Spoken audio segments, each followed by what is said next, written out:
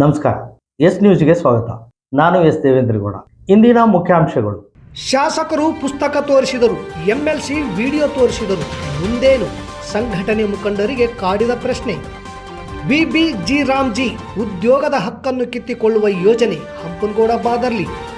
ಮೂಕರ್ಜಿಯ ಕಮಾಲ್, ರೌಡ್ಕುಂದ ಖರೀದಿ ಕೇಂದ್ರ ಬಂದ್, ರೈತರಿಂದ ಪ್ರತಿಭಟನೆ. ಗೋರವಾರ ಗ್ರಾಮದಲ್ಲಿ ಜೋಳದ ಮೇದೆಗೆ ಆಕಸ್ಮಿಕ ಬೆಂಕಿ, 1.5 ಎಕರೆ ಬೆಳೆ ನಾಶ.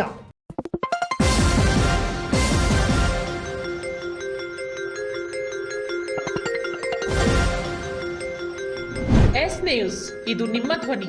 ವಾರ್ತೆಗಳ ವಿವರ. ಸಿಂಧನೂರು ಜಿಲ್ಲಾ ಕೇಂದ್ರವಾಗಿ ಘೋಷಿಸುವಂತೆ ಮಾಡಲು ಸಂಘ ಸಂಸ್ಥೆಗಳು ಪ್ರತಿನಿಧಿಗಳು ಏನು ಪ್ರಯತ್ನ ಮಾಡಬೇಕೆಂದು ಶಾಸಕರು ಸಭೆ ಕರೆದು ತಾವು ಸಿದ್ಧಪಡಿಸಿದ ಅಂಕಿಅಂಶಗಳ ಪುಸ್ತಕವನ್ನು ತೋರಿಸಿದರು. ಎಂಎಲ್ಸಿ ಅವರು ತಾವು ಸದನದಲ್ಲಿ ಪ್ರಶ್ನೆ ಮಾಡಿದ ನಂತರ ಆದ ಪರಿಣಾಮ ಕುರಿತು ನಿನ್ನೆಯ ಸಭೆಯಲ್ಲಿ ವಿಡಿಯೋ ತೋರಿಸಿದರು. ಎರಡೂ ಸಭೆಗಳ ನಂತರ ಮುಂದೇನು ಎನ್ನುವುದು ಹಾಜರಿದ್ದ ಸಂಘಟನೆಗಳ ಮುಖಂಡರಿಗೆ ಪ್ರಶ್ನೆ ಕಾಡುತ್ತಿದೆ. ಊರು ತುಂಬಾ ಚರ್ಚೆ ಪ್ರಾರಂಭವಾಗಿದೆ. ಮೊದಲನೇ ಸಭೆಯಲ್ಲಿ ಈ ಕುರಿತು ಜಿಲ್ಲೆಯಲ್ಲಿ ಒಳಗೊಳ್ಳುವ ತಾಲೂಕುಗಳಿಗೆ ಭೇಟಿ ಮಾಡಿ ಅವರ ಮನವೊಲಿಸಲು ಸಮಿತಿ ರಚನೆ ಮಾಡಬೇಕು ಎಂದು ಚರ್ಚೆಯಾಗಿ ಸಮಿತಿ ರಚನೆಗೆ ಸಂಘ ಸಂಸ್ಥೆಗಳ ಸಮಾಜದ ಮುಖಂಡರ ಸಭೆ ಕರೆಯಲು ಡಾಕ್ಟರ್ BN ಪಾಟೀಲ್ ಮತ್ತು ವೈ ನರೇಂದ್ರನಾಥ ಅವರಿಗೆ ಜವಾಬ್ದಾರಿ ಸಭೆ ನೀಡಿತ್ತು.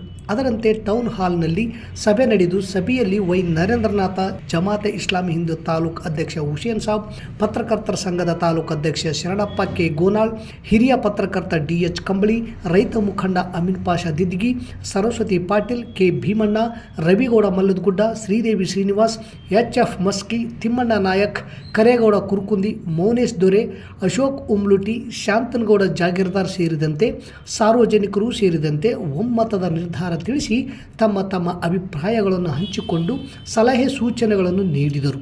ತುರುವಿಹಾಳ ತಾಲೂಕು ಘೋಷಿಸಲು ಪ್ರಯತ್ನ ಮಾಡಬೇಕು ಎನ್ನುವ ಸಲಹೆಯೂ ಕೂಡ ಜೊತೆಗೆ ಸುದೀರ್ಘ ಚರ್ಚೆ ಆದರೂ ಸಮಿತಿ ರಚನೆ ಆಗಲಿಲ್ಲ.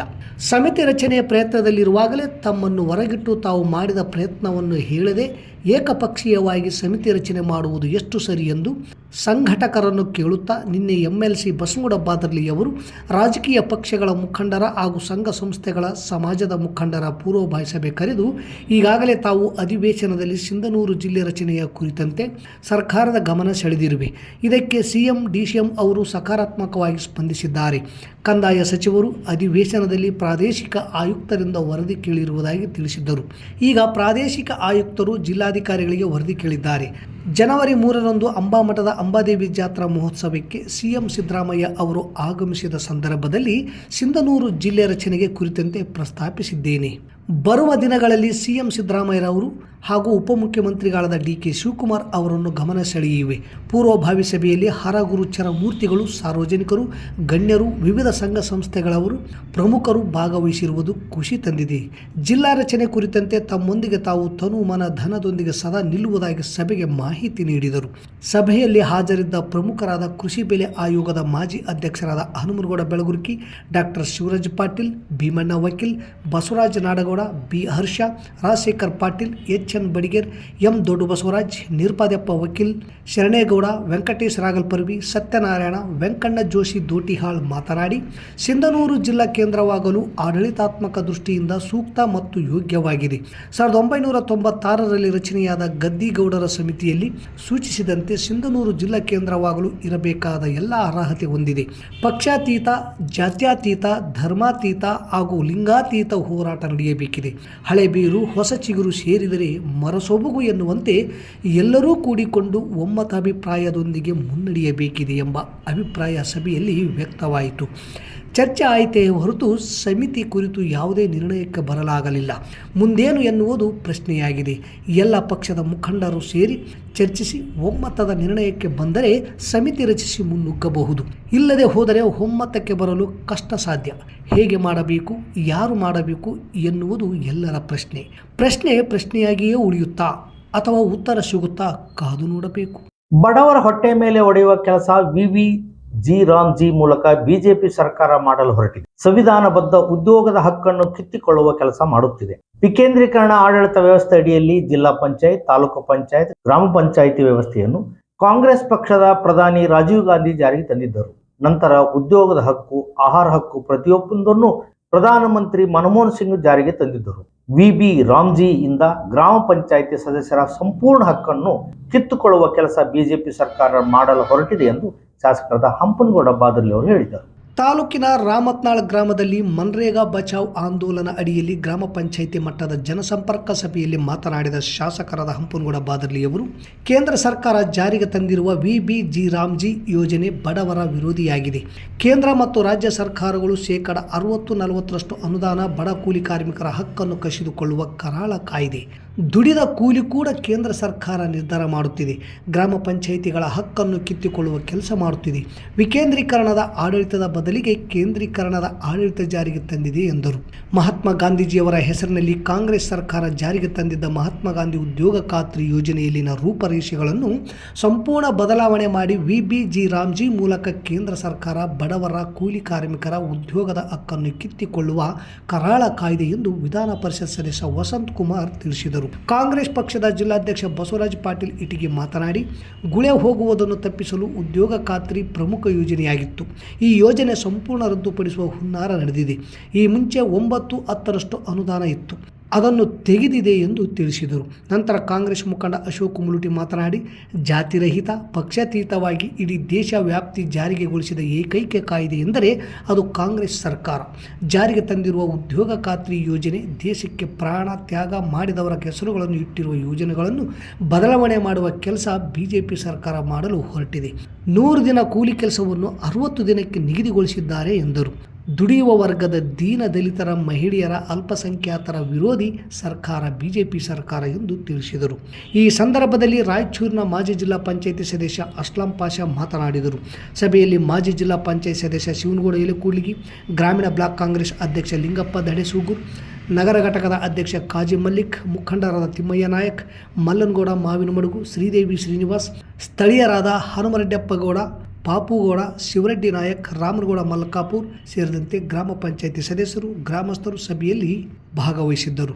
ಈ ಬಡ ಜನತೆಗೆ ಅವೆಲ್ಲ ಹಕ್ಕುಗಳನ್ನು ಕಿತ್ಕೊಂಡು ನೇರವಾಗಿ ಕೇಂದ್ರ ಸರ್ಕಾರ, ಭಾರತೀಯ ಜನತಾ ಪಕ್ಷದ ನರೇಂದ್ರ ಮೋದಿ ಅವರ ಸರ್ಕಾರ ಹಸ್ತಕ್ಷೇಪ ಮಾಡಿ ಕರಾಳ ಕಾನೂನನ್ನು ತಂದು ಏನು ವಿಕೇಂದ್ರೀಕರಣ ವ್ಯವಸ್ಥೆಗೆ ಸಂವಿಧಾನಬದ್ಧವಾಗಿರತಕ್ಕಂಥ ಹಕ್ಕನ್ನ ಕಿತ್ಕೊಳ್ತಕ್ಕಂಥ ಕೆಲಸ ಇವತ್ತು ಭಾರತೀಯ ಜನತಾ ಪಕ್ಷ ರಾಷ್ಟ್ರದಲ್ಲಿ ಮಾಡಿದೆ.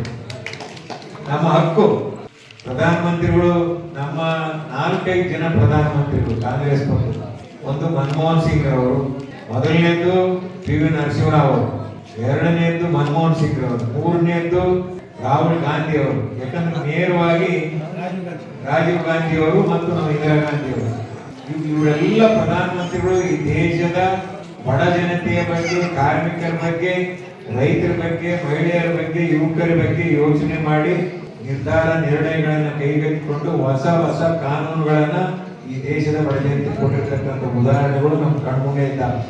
ರೌಡ್ಕುಂದ ಪ್ರಾಥಮಿಕ ಕೃಷಿ ಪತ್ತಿನ ಸಹಕಾರ ಸಂಘದಲ್ಲಿ ಜೋಳ ಖರೀದಿ ಕೇಂದ್ರ ಬಂದ್ ಮಾಡಲಾಗಿದ್ದು, ಯಾಕೆಂದು ಪರಿಶೀಲಿಸಿದಾಗ ಯಾರೋ ಮೂಕರ್ಜಿಯ ಮೂಲಕ ದೂರು ನೀಡಿದ ಪರಿಣಾಮ ಲಾಗಿನ್ ಬಂದಾದ ಬಗ್ಗೆ ತಿಳಿದು 106 ಜೋಳ ಬೆಳೆದ ರೈತರು ಸಿಟ್ಟಿಗೆದ್ದು ಸಹಕಾರ ಸಂಘಗಳ ಕಚೇರಿ ಮುಂದೆ ಪ್ರತಿಭಟನೆ ನಡೆಸಿದರು. ತಾಲೂಕಿನ ರೌಡ್ಕುಂದ ಗ್ರಾಮದ ಪ್ರಾಥಮಿಕ ಕೃಷಿ ಪತ್ತಿನ ಸಹಕಾರ ಸಂಘದಲ್ಲಿ ಜೋಳ ಖರೀದಿ ಕೇಂದ್ರ ಆರಂಭ ಮಾಡಲಾಗಿದೆ.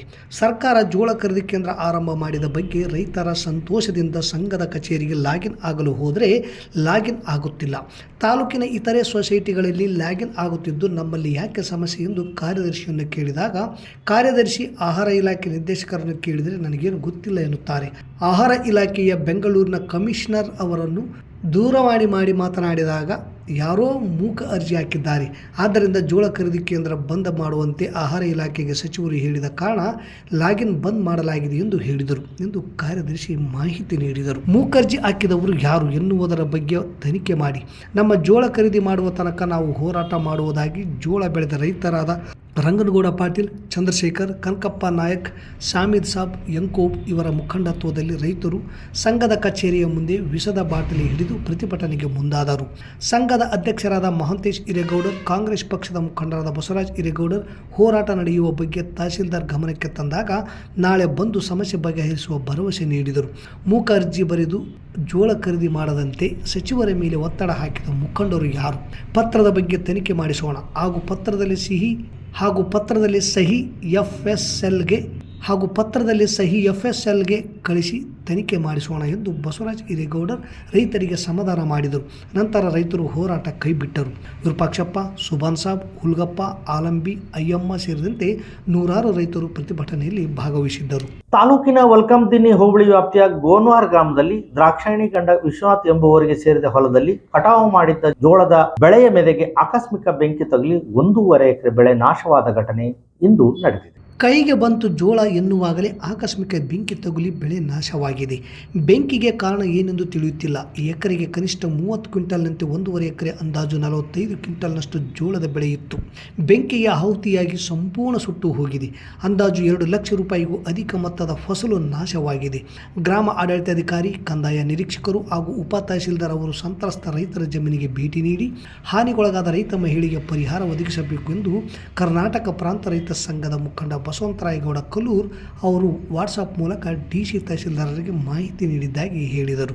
ಸಂಬಂಧಿಸಿದ ಅಧಿಕಾರಿಗಳು ಸ್ಥಳಕ್ಕೆ RI ಮತ್ತು VA ಭೇಟಿ ನೀಡಿ ಪರಿಶೀಲಿಸಿದ್ದಾರೆ ಎಂದು ಜಿಲ್ಲಾಧಿಕಾರಿಗಳು ವಾಟ್ಸಾಪ್ ಮೂಲಕ ತಿಳಿಸಿದ್ದಾರೆ ಎಂದು ಬಸವಂತರಾಯಗೌಡ ಕಲ್ಲೂರ್ ಹೇಳಿದ್ದಾರೆ. ಮಾಜಿ ಸಚಿವರಾದ ವೆಂಕಟರಾವ್ ನಾಡಗೌಡರು ಅವರು ತಮ್ಮ ರಾಯಚೂರು ಜಿಲ್ಲೆಯ ರೈತರ ಜೋಳ ಖರೀದಿ ಸಮಸ್ಯೆಯ ಬಗ್ಗೆ ಕರ್ನಾಟಕ ಸರ್ಕಾರದ ಫುಡ್ ಸೆಕ್ರೆಟರಿ ಶ್ರೀಮತಿ ಕನಗವಳ್ಳಿ IAS ಅವರೊಂದಿಗೆ ರಾಯಚೂರು ಜಿಲ್ಲೆಯಲ್ಲಿ ಜೋಳ ಬೆಳೆದ ರೈತರಿಗೆ ನ್ಯಾಯಸಮ್ಮತ ಬೆಲೆ ದೊರಕಿಸುವುದು ಹಾಗೂ ಖರೀದಿ ಪ್ರಕ್ರಿಯೆಯಲ್ಲಿ ಯಾವುದೇ ತೊಂದರೆ ಆಗದಂತೆ ಕ್ರಮ ಕೈಗೊಳ್ಳುವಂತೆ ಮನವಿ ಮಾಡಿದರು. ಅಧಿಕಾರಿಗಳಿಗೆ ಅಗತ್ಯ ನಿರ್ದೇಶನ ಮಾಡುವುದಾಗಿ ಭರವಸೆ ನೀಡಿದ್ದಾರೆ. ಸಿಂಧನೂರಿನ ಬಸವ ಚಾರಿಟಬಲ್ ಟ್ರಸ್ಟ್ನ ನೂತನ ಅಧ್ಯಕ್ಷರಾಗಿ ಆಯ್ಕೆಯಾದ ಶರಣಪ್ಪ ತೆಂಗಿನಕಾಯಿ ಅವರಿಗೆ ಗೆಳೆಯರು ಸನ್ಮಾನಿಸಿ ಗೌರವಿಸಿ ಅಭಿನಂದಿಸಿದರು. ಬ್ರಹ್ಮಶ್ರೀ ನಾರಾಯಣ ಗುರು ಶಕ್ತಿಪೀಠದ ಡಾಕ್ಟರ್ ಪ್ರಣವಾನಂದ ಮಹಾಸ್ವಾಮಿಗಳ ನೇತೃತ್ವದಲ್ಲಿ ಕರದಾಳನಿಂದ ಬೆಂಗಳೂರಿನವರೆಗೆ 720 ಕಿಲೋಮೀಟರ್ ಪಾದಯಾತ್ರೆ ಹಾಗೂ ಸಮಾಜ ಜಾತೃತ್ವ ಸಭೆ ಇಂದು ನಗರದ ರೇಣುಕಾ ಯಲ್ಲಮ್ಮ ದೇವಿ ದೇವಸ್ಥಾನದಲ್ಲಿ ನಡೆಯಿತು. ತಾಲೂಕಿನ ಆರ್ಯ ಈಡಿಗ ಸಮಾಜದ ಎಲ್ಲ ಮುಖಂಡರು ಭಾಗವಹಿಸಿದ್ದರು. ಮತ್ತೊಮ್ಮೆ ಮುಖ್ಯಾಂಶಗಳು. ಶಾಸಕರು ಪುಸ್ತಕ ತೋರಿಸಿದರು, MLC ವಿಡಿಯೋ ತೋರಿಸಿದರು. ಮುಂದೇನು? ಸಂಘಟನೆ ಮುಖಂಡರಿಗೆ ಕಾಡಿದ ಪ್ರಶ್ನೆ. VBG ರಾಮ್ಜಿ ಉದ್ಯೋಗದ ಹಕ್ಕನ್ನು ಕಿತ್ತಿಕೊಳ್ಳುವ ಯೋಜನೆ ಹಂಪನಗೌಡ ಬಾದರ್ಲಿ. ಮೂಕರ್ಜಿಯ ಕಮಾಲ್ ರೌಡ್ಕುಂದ ಖರೀದಿ ಕೇಂದ್ರ ಬಂದ್, ರೈತರಿಂದ ಪ್ರತಿಭಟನೆ. ಗೋರ್ವಾರ ಗ್ರಾಮದಲ್ಲಿ ಜೋಳದ ಮೇದೆಗೆ ಆಕಸ್ಮಿಕ ಬೆಂಕಿ, 1.5 ಎಕರೆ ಬೆಳೆ ನಾಶ. ಇಲ್ಲಿಗೆ ವಾರ್ತಾ ಪ್ರಸಾರ ಮುಕ್ತಾಯವಾಯಿತು. ನಿರಂತರ ಸುದ್ದಿಗಾಗಿ ವೀಕ್ಷಿಸಿ ಎಸ್ ನ್ಯೂಸ್. ಇದು ನಿಮ್ಮ ಧ್ವನಿ. ನಮಸ್ಕಾರ.